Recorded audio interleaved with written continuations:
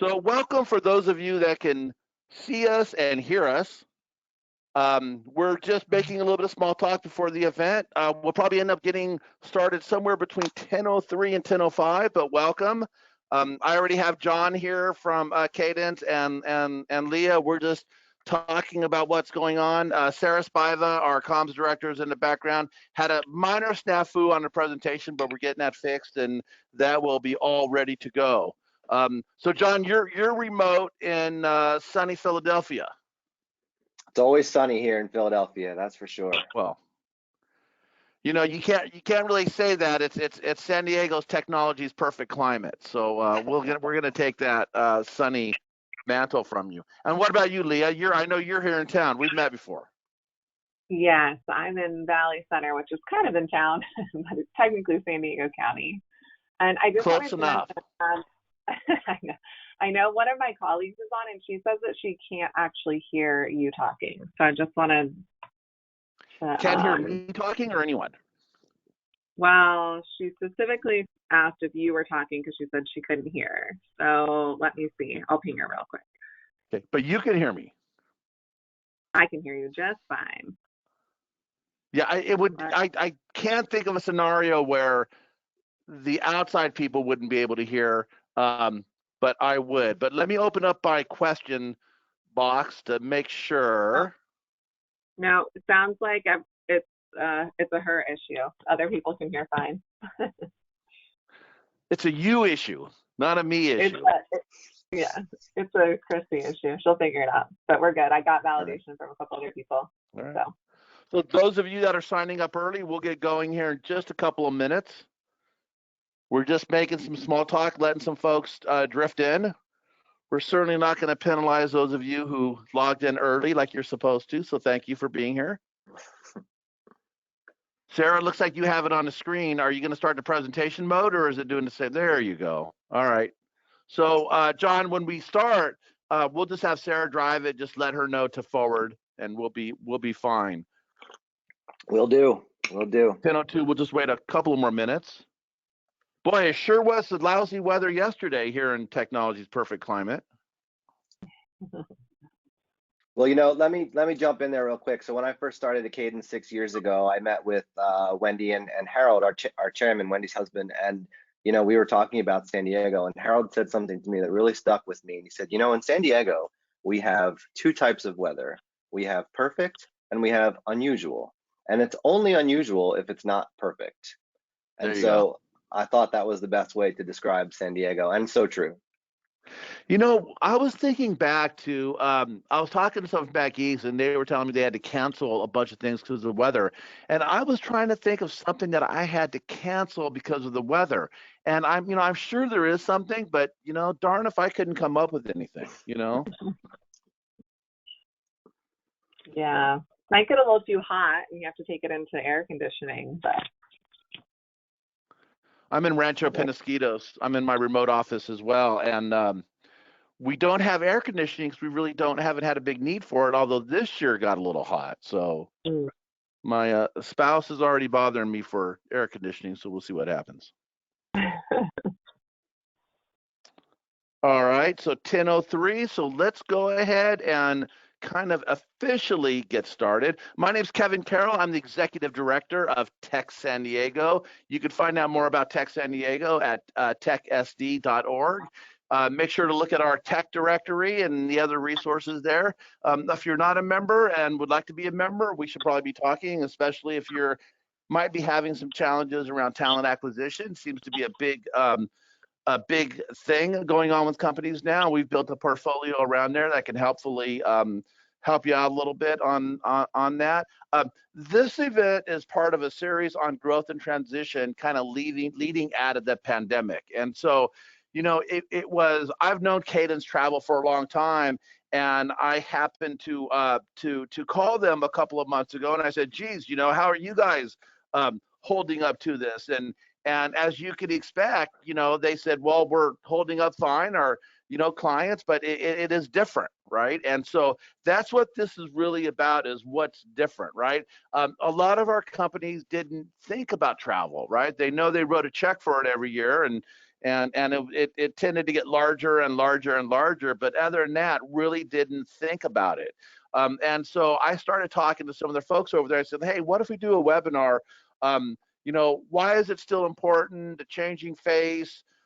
We hear a lot about lean travel, right? About how, there might be some tips on cutting some cost. But, for those of you who think travel is going to go away, you're kidding yourselves. People still want to see each other face to face. That's definitely not going away. And so let's explore that and talk about that. So let me start off with a couple of introductions. First of all, this is part of a series on growth and transition. And part of that series, not part of that series, the series was sponsored by Ignite Visibility. Our principal over there, Alan, had a meeting. He could not move, so he usually joins us, but he wasn't able to. But let's keep in mind that Ignite Visibility is sponsoring this, and they're a leading performance marketing agency specializing in multi-channel digital strategy, SEO, paid media, social media, creative email, PR, just about anything that you could think of around marketing and PR. They do a great job. Alan Bush over there is very active in Tech San Diego. He co-chairs the marketing roundtable.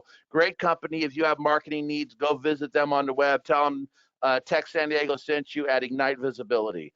And so with that, let's talk about Cadence. So what I like about Cadence, I had something written, but I'm not sure I'm going to exactly write because I think I could talk about it a little more. What I like about Cadence is, first, it's homegrown. It used to be a very small agency, and it got to be a very big agency.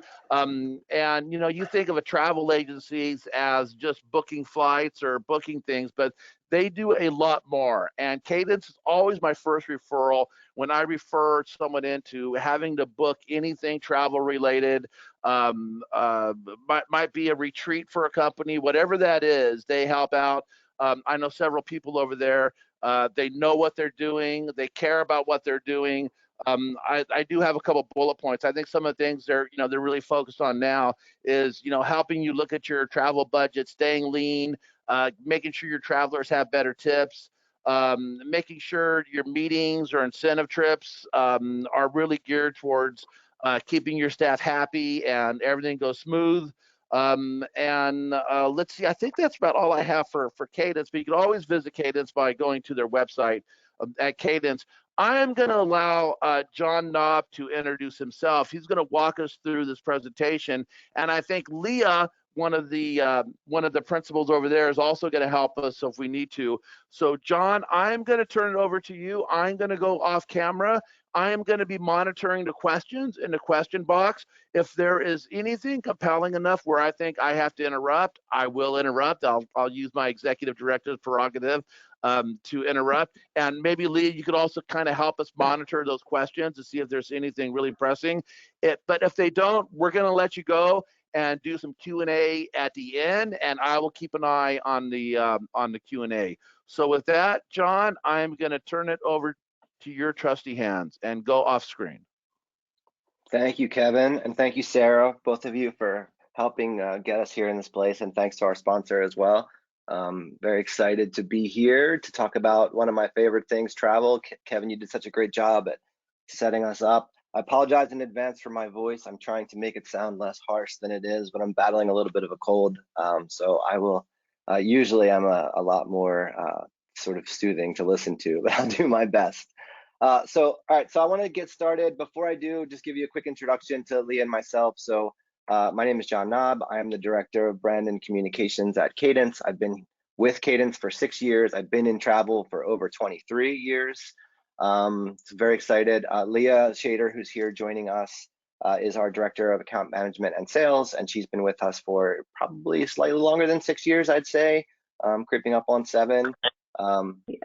And we are both just super excited to be here. So Sarah, you can then click through. Cadence, we are a global travel company. We are dedicated to the art of taking care of people. That's what we do. We manage business travel. We plan and operate meetings and incentive travel programs. We curate leisure travel experiences, and we power a renowned host agency for a worldwide network of independent travel advisors and independent meeting and event affiliates. We are local here in San Diego, and this business community is hugely important to us. We are very honored to have been recognized as one of the best places to work in San Diego by the San Diego Business Journal 4 years in a row now. And the reason that means so much to us is because it's a direct statement on our people. It's about our culture. We show up here to work every day with the goal of taking care of ourselves and each other first, so that we can then take care of our clients and our travelers and our partners in kind. So it's kind of a simple formula when you think about it, but it takes time and effort and attention to get right. That level of care is what makes us different and truly what we offer to those who choose to work with us. And interestingly enough, it's actually what we're here to talk about today as well. How can travel and face-to-face interaction and getting people together again play a critical role in helping you to create a strong company culture? How can it help you retain your employees? How can it help you create deeper relationships? And for us, the answer to all of those questions kind of starts and ends with care. So Sarah, you can click through. Here we are. This is us. This was taken a couple weeks ago, really. And I'll use this just to tell a quick story. A few weeks ago, I actually went back to San Diego for a company meeting. It was 21 months to the day since I'd last been there. And so this was our event. We actually chose to call it a family reunion because for us, that's what it felt like. We even hosted it in the backyard of our CEO, Wendy Burke's lovely home. Wendy's here in the front in the pink dress. And so, Cadence people, if you're listening, hold your ears for a second. I'm going to admit this. At first, I kind of didn't want to go. And not because I didn't see the value. I totally did. I missed all of the things that I love about travel and being together, and I miss my people. All that stuff means so much to me. But what was really kind of getting in my way were the logistics. Life at home. I'd be away from my kids' first day of school. I'm a coach for my daughter's travel soccer team, so I'd have to miss practice and arrange for that. And though historically I've traveled a lot, my family, they've gotten pretty accustomed to me being at home for a while, so I was feeling some pressure of that too. And then there were sort of a handful of other complications that made it feel complex, and it was just kind of heavy, right? Traveling. It felt more of like an emotional weight than a logical or a rational one. But anyway, the point of going was really, really important. I knew that if I didn't go, I'd be missing something very meaningful. So I booked my ticket and off I went. And what you see here is basically the last moment of our 3 days all together. All great family gatherings have to end with a family photo, and this is ours. And though it's a little bit blurry, I actually challenge you to look a little closer and try to find a person in this photo without a genuine smile on their face. This is a happy, grateful, and celebratory bunch. I'm in this picture too. Sarah, you can click and you'll see a little arrow come in. It should be me. I'm way in the back there. If you can't see me, I got my hand up in the air as if I just won the championship. Those were the feelings that I had in this moment. And I'm sharing this photo and the story because when I saw it, when it was sent to me and I saw myself in it, I realized it was the perfect way to summarize the feeling and the emotion and the lessons that we've all learned in this last year and a half, that despite all of our hesitations and despite all the complications, whether they're real or just perceived in our head, being face to face still matters. Relationships still matter. Interaction and collaboration and connection, they still matter.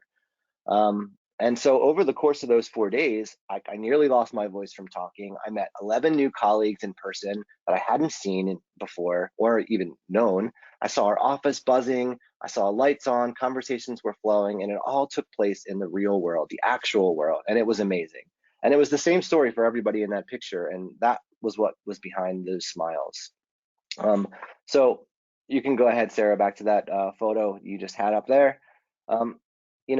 When we talk about hindsight, most of us want to move past it, but I think it's important for us to look back every now and then, just for a second, because in our world changes so fast, right? And we tend to forget the things if they're not being pushed through our social feeds every 3 minutes. And so I like to ask the question and look back and figure out, what really happened to us when we all went into lockdown? What did we learn? And amidst the fear and the worry, I think what most of us faced down which was, an unimaginable question. And that was, what do we have to do to live? And we focused on that because that's what we had to do. And eventually we kind of embraced slowness. And in that slowness, we discovered that we were kind of moving way too fast to begin with, right? We had been neglecting ourselves for quite a while. And we discovered that life and work had all gotten kind of blurry. And ultimately, we realized that we wanted and needed more balance. And this was one of the most transformative elements that came out of the pandemic. Sarah, you can click through. So balance. And there was one other important discovery we made. We needed connection too, right? And not just with our family and friends, but with our colleagues and our partners and clients. Because despite finding some novel ways to keep in touch or get work done, like these Zoom conferences, we never actually lost our need for that human connection and that interaction. All of the virtual efforts only just highlighted how important it really was. We missed our people. And if you worked for a company, which I'm assuming we all do, we also learned how important that togetherness was to your company culture and your employee happiness and your overall satisfaction. And nothing to us offers the chance to connect and to discover and to find balance and to get out of our comfort zones and to cultivate true happiness more than travel. Travel was the missing link in all of this, even if that just meant getting out of your house and going for a walk. So Sarah, you can advance. The truth and the value that comes from travel is it's really actually pretty simple. You can't have an experience until you've had it. You can't see a place until you've stood there and taken it all in its wholeness. You can't meet a person until you've stood in front of them and actually met them. And this was the wake-up call for many of us. We lost our ability to move around and ultimately our ability to meaningfully connect with other places and other people. Sarah, you can click. Okay, so let's bring this back to like a business perspective. And this old adage is more true now than it's ever been. And you can fill in, if you don't have clients, you can fill in partners or customers or vendors or whoever fills that role in your business. But today, when it comes to employees, and Kevin brought this up a little bit in the intro, they don't just want to be happy, they expect to be happy. The number of people quitting their jobs has surged to record highs. 4.3 million people quit their jobs in August. Not were let go or moved on, they quit. 4.3 million people. And though there's a lot of factors that play into this, a very, very common theme that the pandemic offered to us is this window into something better. It opened our eyes to like what's really, really important for us. And all of a sudden, we're all pretty interested in finding some greener pastures. We're looking for balance and connection. And the onus is on all of us to sort of be one of those greener pastures. Sarah, you can advance. I love this headline. There was a story that ran in the New York Times recently, and it was, if you never met your coworkers in person, did you even work there? And it's so true. And in this was some really insightful stories. There was a woman named Catherine Gregorio who started a new job in April of 2020.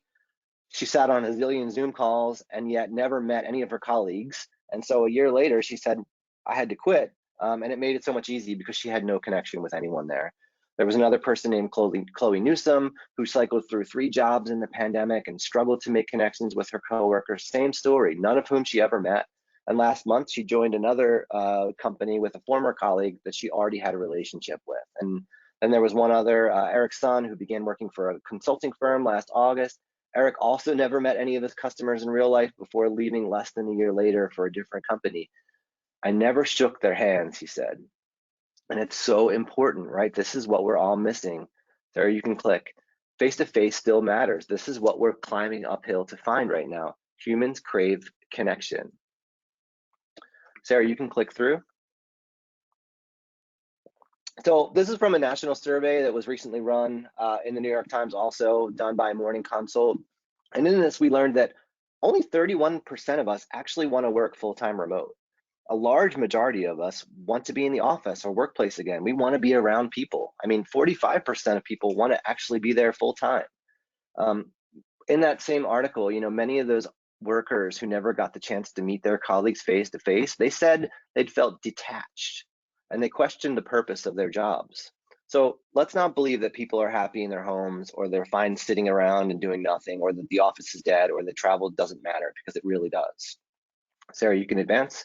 And that's what the last year has really, really taught us, that, okay, the first thing, one, we all have an even greater desire for work-life balance. We're much more in tune with what's important to us, whether that's our loved ones or investing in our hobbies or taking care of ourselves or any of the other personal discoveries that we found ourselves tuning into.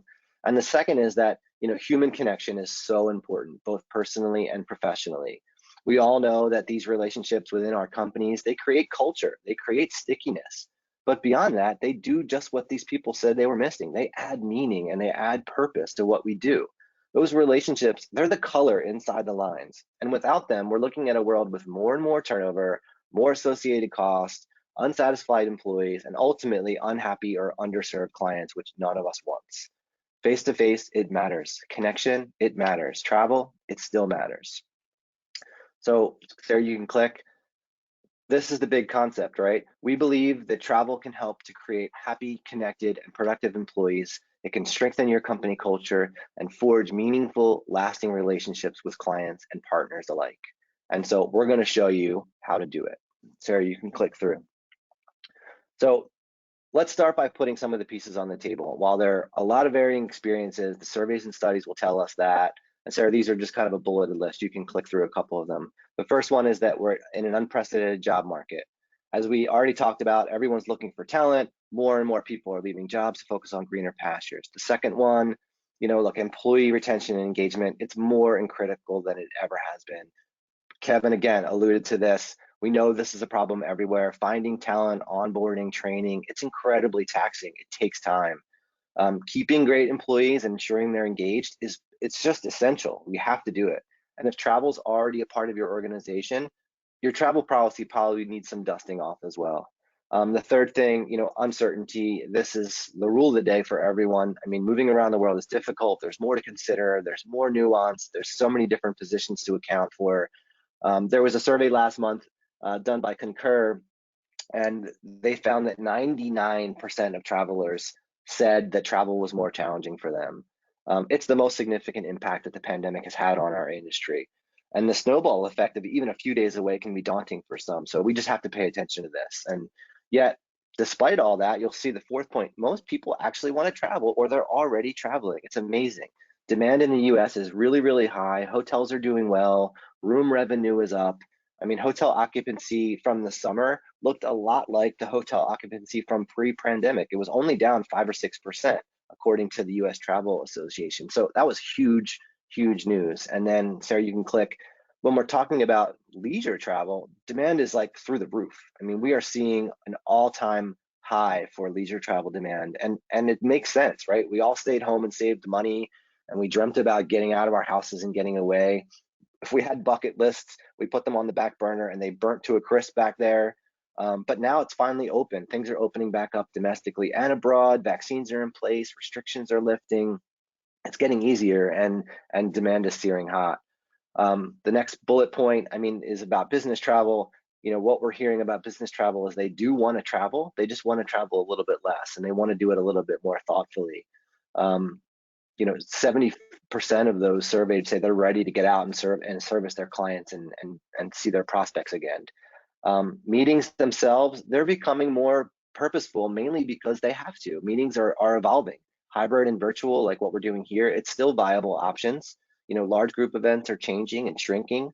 Less people are willing to spend time out of the office in an event unless the value is there. And so that's what we're talking about. Like, how do we put the value there? So we're seeing design of in-person events becoming a critical step. It always was, but now it's like finally really, really at the forefront to deliver both the return on investment and that kind of return on experience, so they say. And then the last thing, everybody wants to be cared for. This is where we are. And it may seem obvious, but care is the ultimate component to consider in any of these conversations. If there's one word you think about after you have taken away and absorbed this information, just remember this one, because this is what we're hearing from everyone. Travelers need to know that they're cared for, that they're supported, that we're covering them, we have their back. Good policies help, good partners help, and we'll get into some of those other great ideas that we can do as organizations to make sure that they feel cared for. Sarah, you can advance. I'm going to pause here for a second. This might be what you feel like right now, and I totally get it. It's a lot. Navigating the world is a lot. Planning for all of these elements are a lot. Trying to keep your people happy, it's all a lot. But we found that there's some really simple things that anyone can do to kind of incorporate travel back into your business, or if you're already traveling, increase the return on investment of your travel. It'll help you adjust for the bounce. It'll help you get back to meaningful face-to-face interactions between your people, your partners, and your clients. So I got 7 of them. We're going to dive right in, and I promise I'll move through them quickly, but there's a lot, and I want to make sure we don't miss them because this is the good stuff. So how do we get there? Here are just some of the ways that we can get your travel to have meaning again and bring your employees and increase your ROI. So the first thing, Sarah, you can click. we're going to do a pulse check. This is really, really important. Ask questions, put a survey together, hold a town hall, find out where your people are. Where are they emotionally? Where are they physically today? What's important to them? What's working? What's not? Are they ready to travel? Sarah, you can click. The Global Business Travel Association conducted a great survey recently. This is just a little bit of it. But what we learned is, and the question was, if you're managing travel for your organization, what are your priorities? And what you see here, 99% of those surveyed are looking as close or much closer at managing risk and duty of care. I guarantee you, if you do the same thing, if you go out and poll your own people, you're going to find a very similar storyline. People want to be taken care of as much as possible, and they're expecting you to do it. They're expecting you to pay attention. Cost savings is another thing you'll see here. That's always going to be a part of business travel. 9 out of 10 companies still feel it's equally or more important than before. No one in BT is going to be surprised by this, but the companion piece to this, I think, is a little bit more interesting, because under the umbrella of care, what travelers themselves want to see is more flexibility in your policy and less kind of insistence on cost savings, less insistence on that cheaper option. So we'll get to that in a second.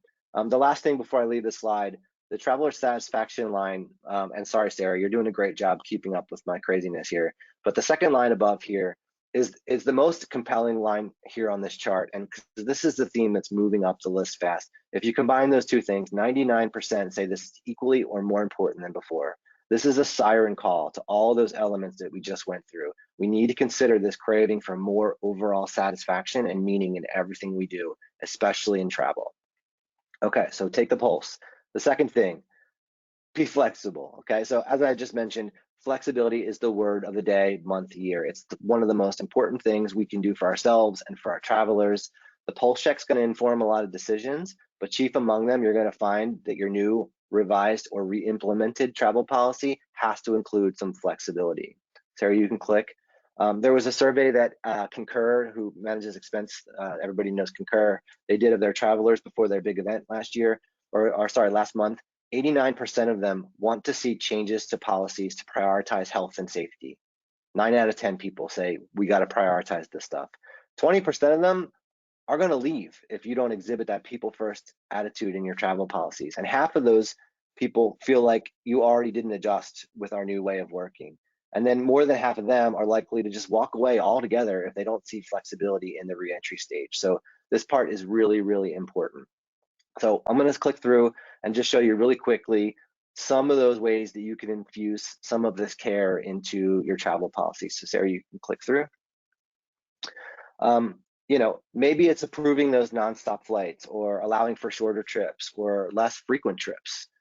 It could be things like perks or lounge access, which we've seen get really, really pushed to the forefront because it's a popular choice for travelers. They feel more cared for on the road. They get access to something that's a little safer with a little bit more distance and a little bit more exclusive and private. So those are just some of the really easy ways that you can put some care into your travel policy. Time away is also under a microscope, and duration of travel is the same thing, and the overall seamlessness of the travel experience. So any thoughtful modern policy, as you start to put these pieces back together, it has to include more than the logistics and the cost savings. It has to include the people at the heart of your program. And then if you dig even deeper, you can implement a preferred vendor program if you don't have one already. And in that, you can ensure that your people have more than one safe, vetted, proven option in any given location.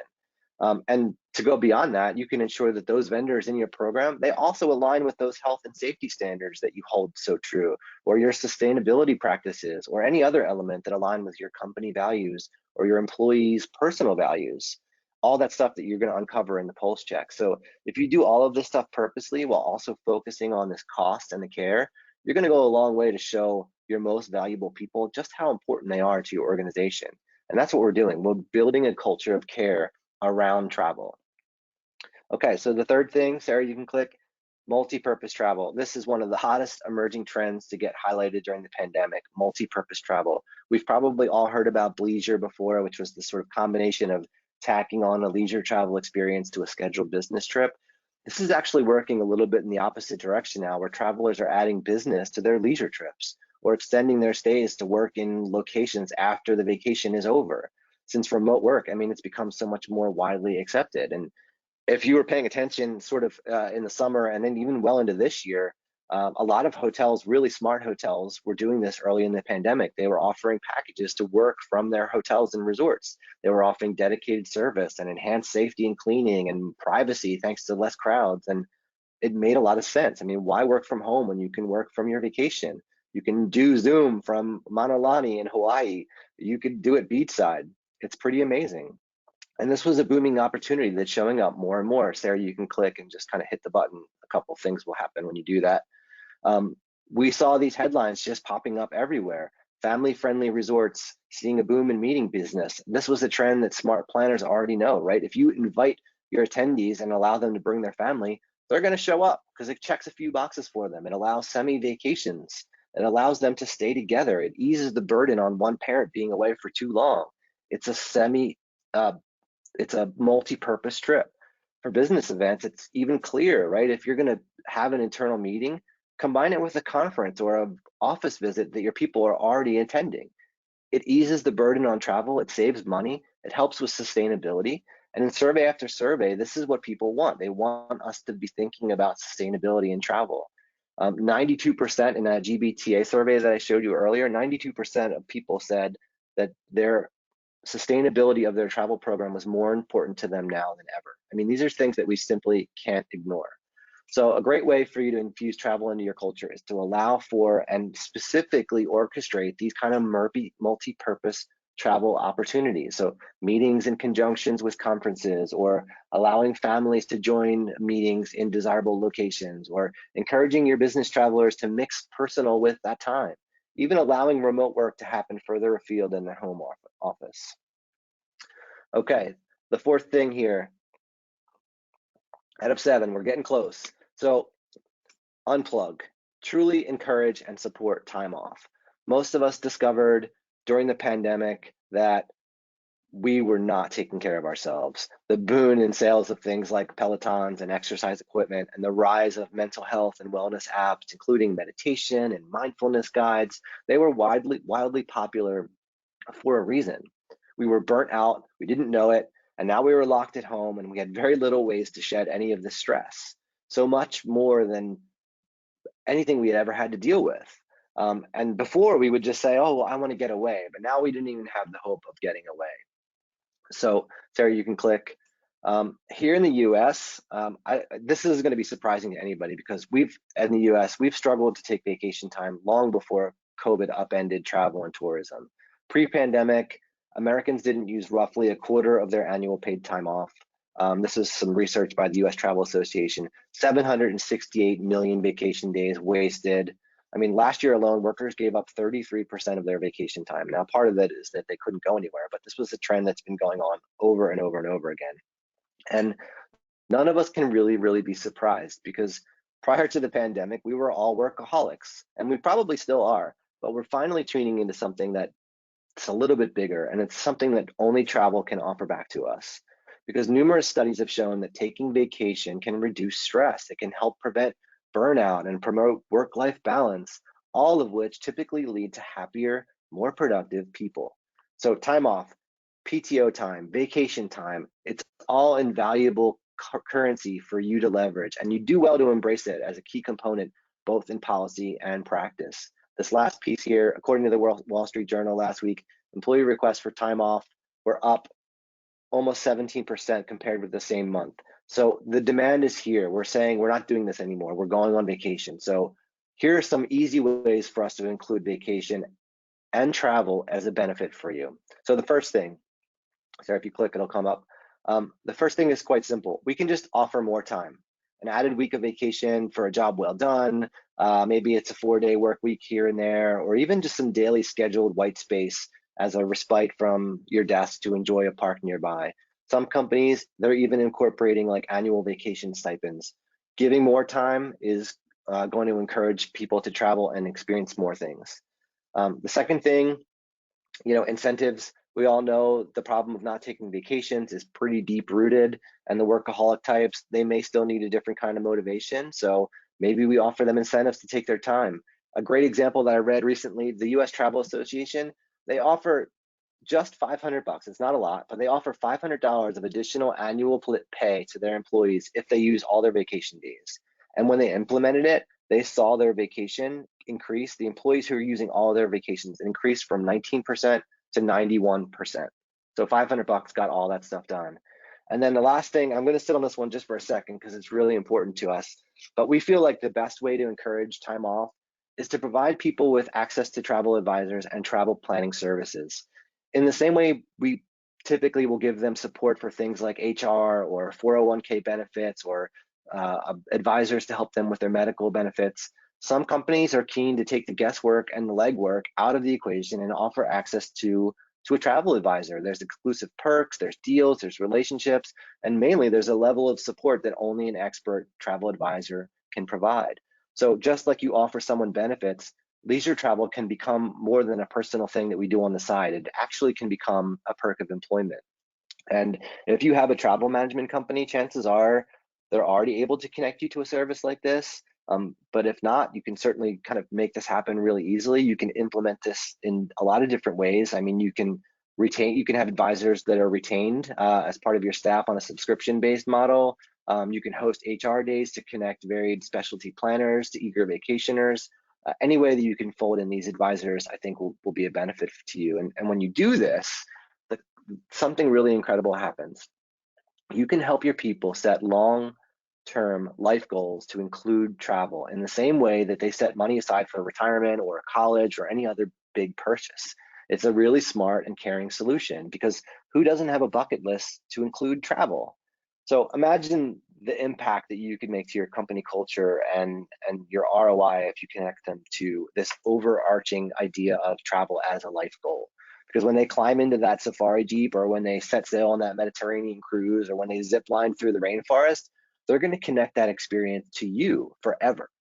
And if you help their people and your partners unlock their travel dreams, you're going to offer them a way to execute on them too. You're going to build a deeper connection with memories that last a lifetime.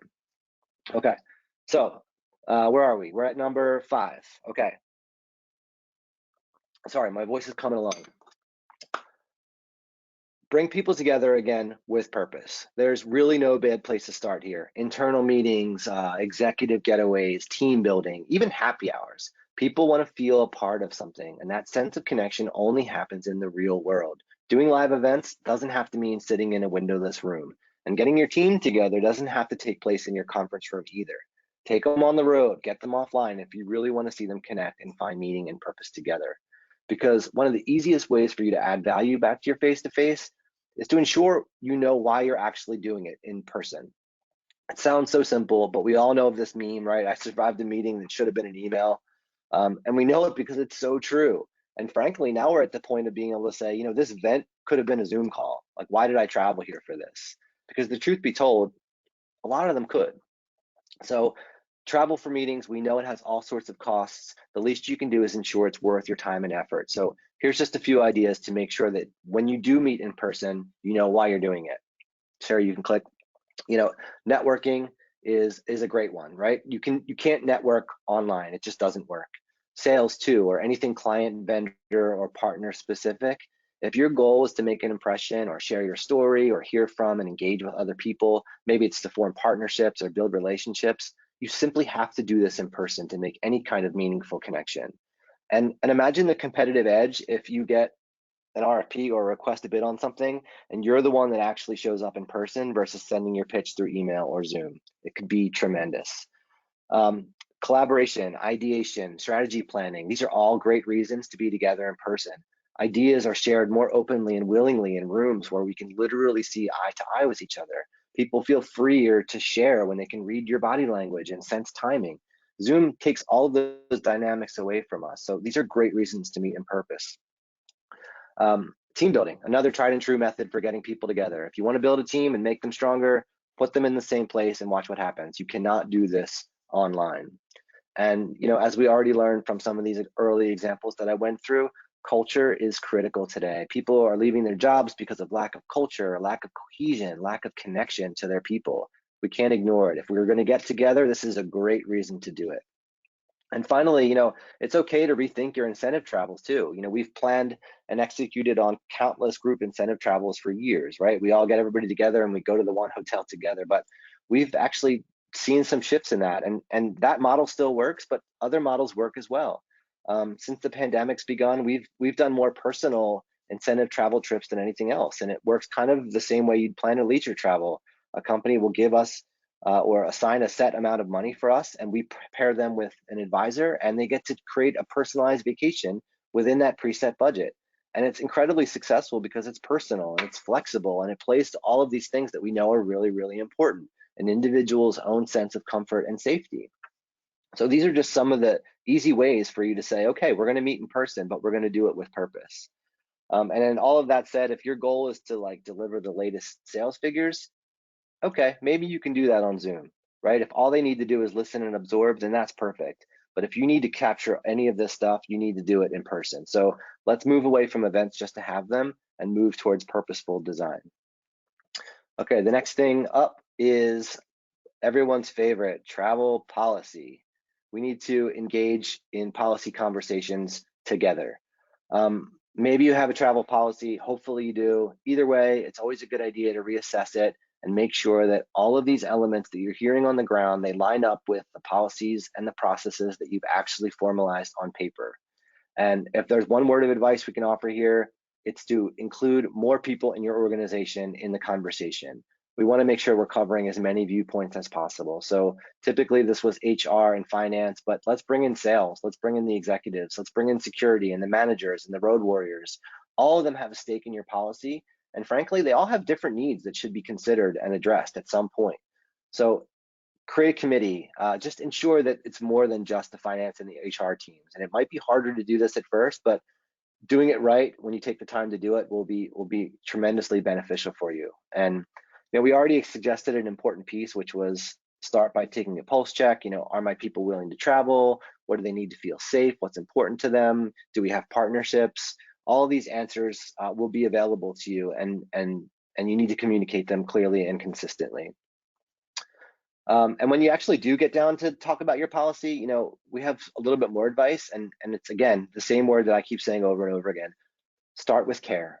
If we start here, you're going to make better decisions, smarter decisions, but you'll create policies that put your people first. It's going to strengthen your brand and your culture and your community. So here are a couple things that'll get you started when you start thinking about your policy conversations. And Sarah, you can click through.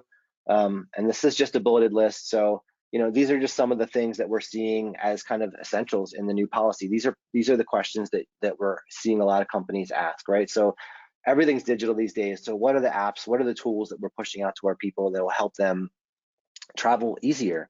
How do we handle things like COVID testing and data and collecting that information? It's very sensitive. It's very complicated. We need to have a process and a plan around it. Digital health certificates is another kind of hot topic. And although we don't have kind of a universal one right now, it depends on where you go, but it's definitely something that we have to consider and plan for. Lounge access, we already talked about, but this sort of goes with the second one, which is how do we aid in these sort of contact-free experiences? How do we make people feel safer and more secure on the road? What are these perks and amenities that we can give to our travelers that make them feel like they're being cared for?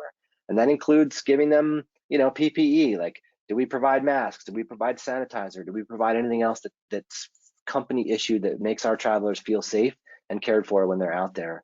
And then, last but not least, where's the support for them? Because that's what we're hearing over and over again.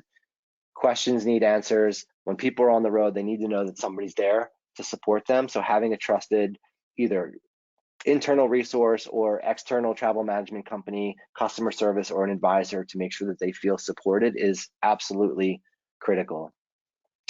And then the very last thing, and we're almost there. Thank you guys for hanging in with me. Communicate. This is here for a reason, and it's in bold for a reason. There was a famous quote. It was George Bernard Shaw who said, the single biggest problem in communication is the illusion that it has taken place. And how true is this in your organization? We've seen it happen over and over again. You've done all the good work. You've taken time to understand your people. You revised your policy. You took care to include more time off. You've made your meetings purposeful again. You found ways to encourage more travel. None of it matters if nobody knows what to do or why they're doing it. So we have to communicate policies, travel updates, education on new tools, vendor partnerships, internal guidelines. The list goes on and on. Anything that helps reduce stress and uncertainty and eases the burden on your most valuable asset, our people. Let's communicate that to them. So that's it. Those are your 7 things, right? And that's where I'm going to leave you with today. You know, travel, it can be such an incredible asset to your organization. It can have a tremendous impact on your business, on your culture, on your relationships. We just need to make sure that it's purposeful. We need to make sure that we can share that it still matters and show the world really what it means to take care of travelers, to take better care of our travelers. So thank you again, Kevin. Thank you, Sarah. Thank you all for joining and listening. I hope I was able to share some insights. You know, we're going to stick around if you have any questions for a few more minutes, or, you know, we're happy to follow up via email or in conversation if anyone's interested in hearing or learning more. And with that, Kevin, I'm going to spin it back over to you. Thanks, John. Wow, that was a lot of information in a short amount of time. Great job at getting through it all. A couple of them really hit home. You know, on the remote workers, I think you're right, and I know from experience. I know an engineer who started for a company that working back east, and they said, well, why don't you come back? They worked for 2 months, and why don't you come back and meet the team? And he said, okay, let's do that. He said, well, you know, who's your travel person? You know, how do we do that? He said, oh, just pick the cheapest flight. Okay. Are there hotels around your office? Yeah, you could probably just do a Google search and there's a number of hotels around. And it's just, you know, the person said the company, you know, he'd asked for an agenda for who he was going to meet. So, oh, we're a casual company. When you come in, we'll make sure to meet everyone. We'll go out to lunch. We'll do something. And the engineer ended up quitting. He said, you know, no, they didn't care about me. They didn't care how I got there. They didn't care what time I showed up. They didn't care about where I was staying. So they probably don't care about me. And, you know, he was 3 months on the job, very qualified software engineer, ended up quitting the job. And so, you know, you think of what a different experience if it would have been, you know, call Leah. She's going to set you up on a flight. She's going to set you up on a hotel. If anything goes wrong, give us a call. Here's an agenda for when you get into town. He'd still be working there. And so I think you're right. I think that having someone, the that care, or the illusion that they care is really important. Do you see companies paying more attention to this, or they didn't really, you know, just take the cheapest flight? You talked about it, but are people doing it? Yeah, I'll jump in. Some are doing it better than others, right? Like with everything, I think everybody evolves at different paces, and every organization has different cultures, and we have a wide array of that. And, you know, we see, some doing it better than others. And you can see a difference in those individuals and kind of what that output is. And I like your story, Kevin, is so spot on. And, you know, imagine that for recruits, or we have organizations that are bringing in, you know, doctors for trainings and all of those things. And it's a holistic experience that people maybe don't realize is setting a tone for an overarching culture and, you know, interaction.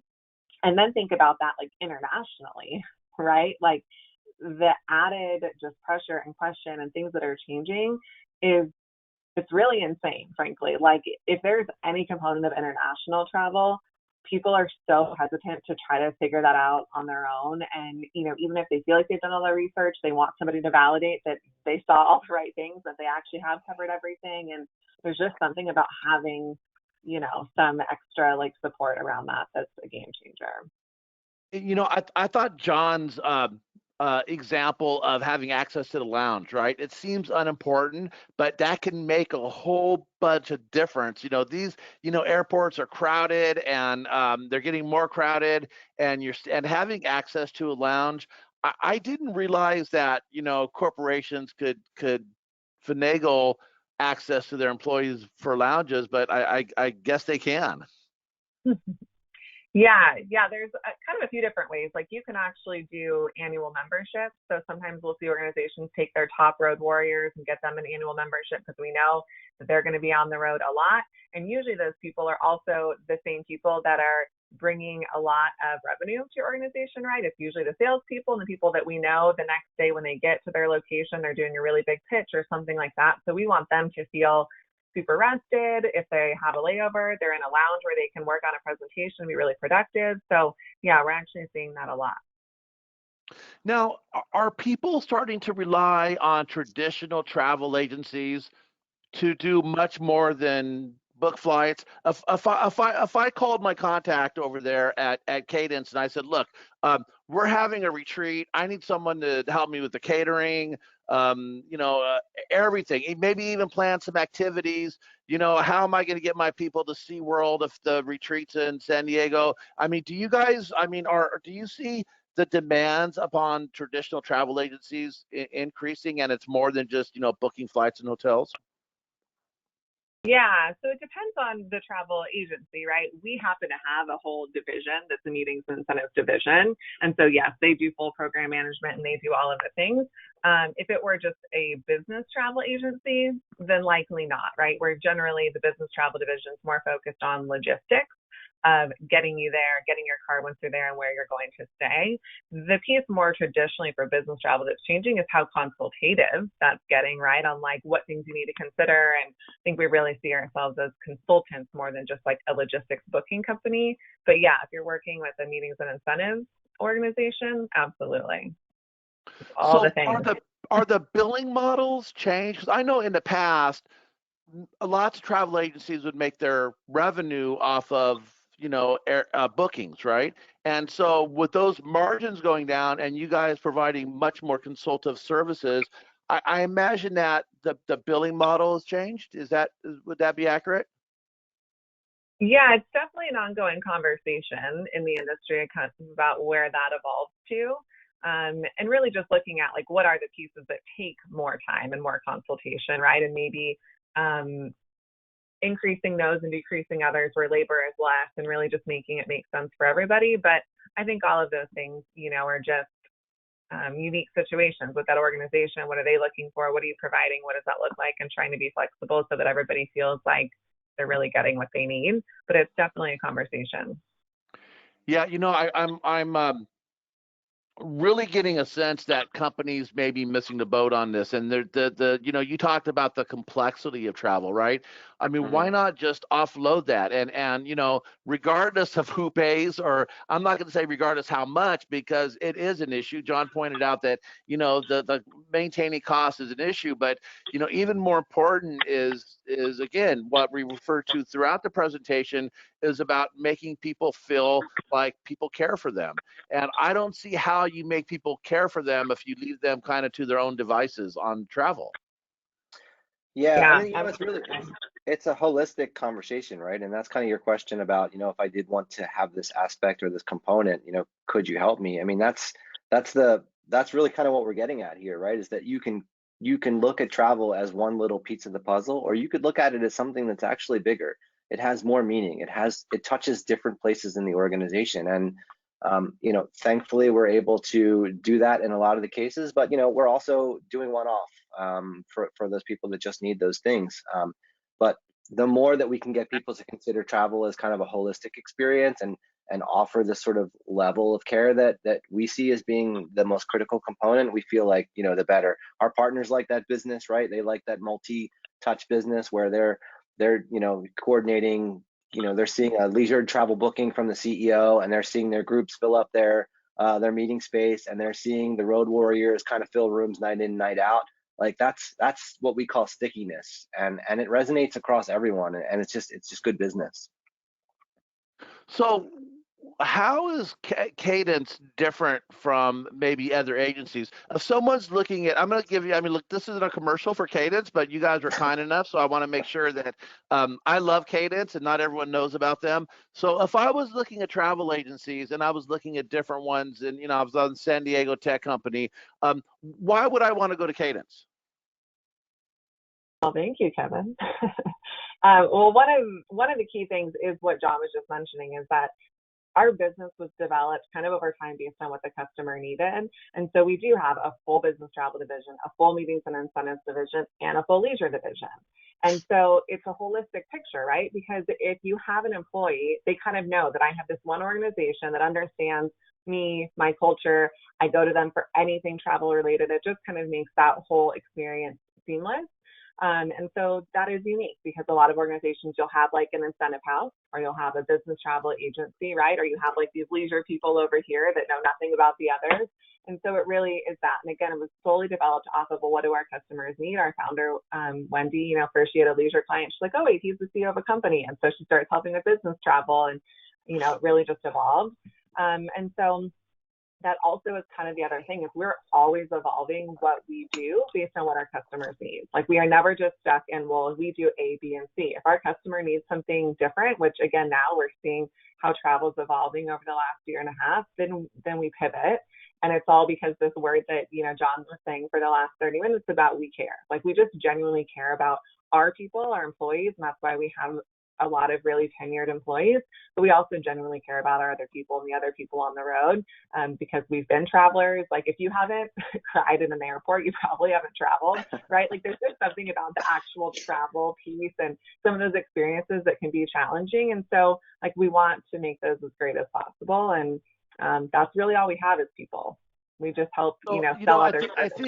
I think you're, you talked about the leisure side and the business side, and I think, and John alluded to it, it bleeds over, right? And so, if I could remember working for a large organization and going on a business trip, and, it happened to be on a Friday, and thinking, well, geez, I'd like to stay there Saturday and Sunday, but I can't talk to my business. I can't book them through the same, I have to go to a whole different agencies to book them.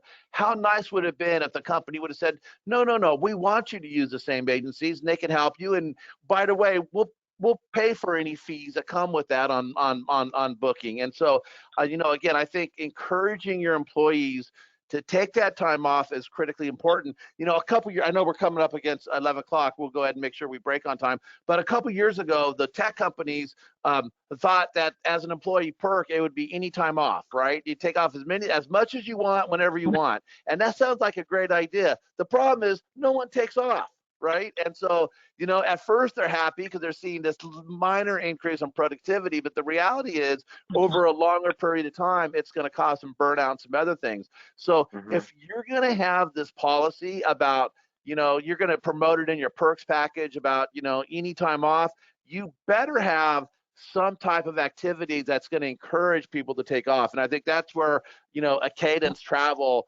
hopefully companies would be able to align themselves with and make sure that companies are taking advantage of travel. I don't know if you're seeing more of that or not. Yeah, absolutely. And you hit it spot on. It's just, how do you actually encourage it? Because changing a culture is really hard. Like, slapping it in a couple extra weeks of vacation time or open-ended vacation time is easy, but actually changing the culture around that and people feeling like they can is a little bit harder.